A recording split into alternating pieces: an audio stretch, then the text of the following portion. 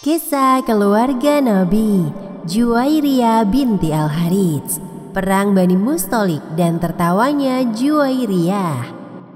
Juwairiyah binti Al-Harits adalah salah satu istri Nabi Muhammad SAW. Juwairiyah lahir sekitar 14 tahun sebelum Rasulullah SAW hijrah ke Madinah. Ia dibesarkan di tengah keluarga yang bergelimang kenikmatan. Ayah Juwairiyah bernama Al-Harits bin Abu Diror, kepala suku Bani Mustalik yang sangat memusuhi Islam. Nama asli Juwairiyah adalah Barroh binti Al-Harits. Namun setelah masuk Islam dan dinikahi oleh Nabi Muhammad SAW, namanya berganti menjadi Juwairiyah. Aisyah radhiyallahu anha pernah berkata tentang Juwairiyah bahwa Juwairiyah adalah seorang wanita yang manis dan cantik. Tiada seorang pun yang melihatnya melainkan akan jatuh hati kepadanya. Selain parasnya yang cantik, Juwairiyah juga merupakan sosok wanita yang terdidik. Sebelum dinikahi oleh Rasulullah SAW, Juwairiyah menikah dengan anak pamannya, yaitu Musafi bin Sofwan. Suaminya tersebut tewas dalam pertempuran Muraisi, atau juga disebut perang Bani Mustalik melawan kaum muslim. Bani Mustalik adalah suku yang tinggal di sepanjang jarak yang membentang antara Mekah dan Madinah, tepatnya di daerah Kudaid dan Usafah. Bani Mustalik termasuk kalangan bangsa Arab jahiliyah penyembah berhala.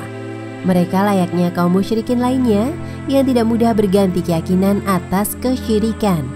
Mereka memusuhi dan tidak suka dengan kedatangan Islam.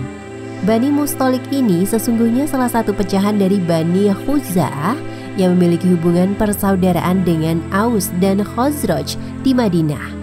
Saat itu ayah Juwairiyah, Al-Harits bin Abu Diror, yang merupakan pemimpin Bani Mustalik, berencana untuk menyerang kaum muslimin di Madinah. Al-Harits telah menyiapkan diri bersama suku-suku Arab lain yang berhasil dipengaruhinya untuk menyerang Rasulullah. Rencana tersebut pun sampai ke telinga Rasulullah. Kemudian Rasulullah mengutus Buraidah bin Al-Hashib Al-Aslami untuk mengecek kebenaran berita tersebut. Buraidah berangkat menjalankan misi penuh resiko ini dengan melakukan penyamaran dan menyelinap di tengah Bani Mustalik. Buraidah berbicara langsung dengan Al-Harits. Ia menanyakan perihal rencana penyerangan kaum muslim di Madinah. Siapa engkau? Dari kalian, aku datang tatkala aku mendengar kalian telah berkumpul untuk melawan Muhammad.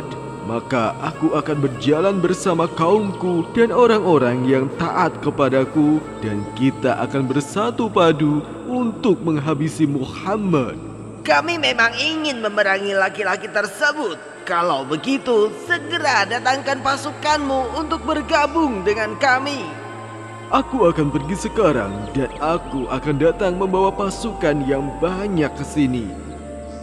Setelah yakin dan benar terkonfirmasi bahwa Bani Mustalik benar-benar tengah menyusun rencana untuk menyerang Madinah, Buraidah pun bergegas melaporkan hal itu kepada Rasulullah SAW di Madinah. Kemudian Rasulullah mengambil tindakan cepat. Beliau menyiapkan 700 pasukan dan 30 pasukan berkuda.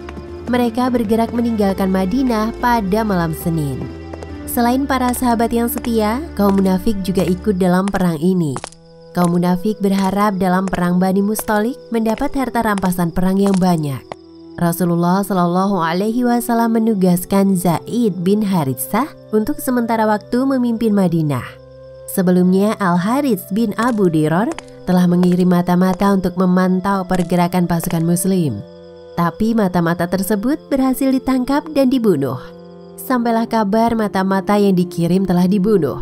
Mereka lalu merasa ketakutan sehingga suku-suku Arab yang tadinya mendukung mulai mengundurkan diri. Ketika Rasulullah sampai di daerah Al-Muraisi, yaitu nama sebuah mata air milik Bani Mustalik yang terletak di sekitar Kudaid, Rasulullah menyiapkan pasukannya untuk menyerbu.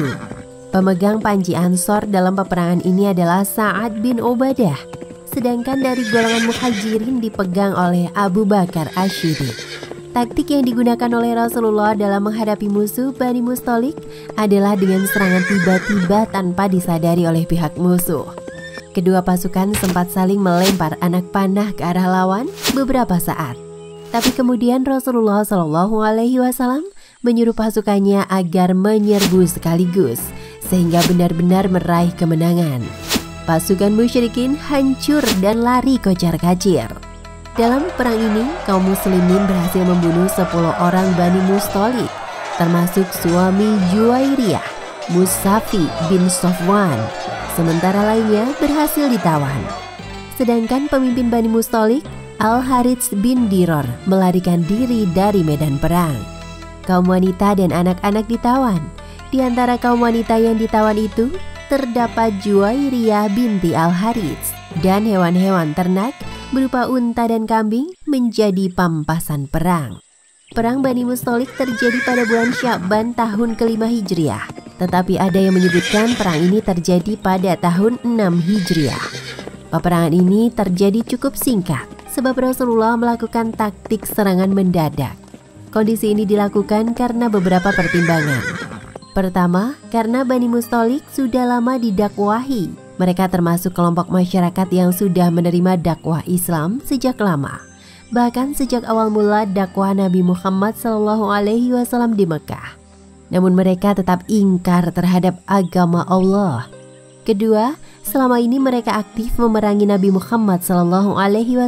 Bahkan mereka ikut aktif dalam semua peperangan melawan Rasulullah SAW dan kaum muslimin. Khususnya jelas-jelas mereka ambil bagian dalam perang Uhud dan bergabung pada pihak musyrikin Mekah. Dan yang ketiga, mereka merencanakan pembunuhan Nabi Muhammad SAW dan menyerang kaum muslimin di Madinah.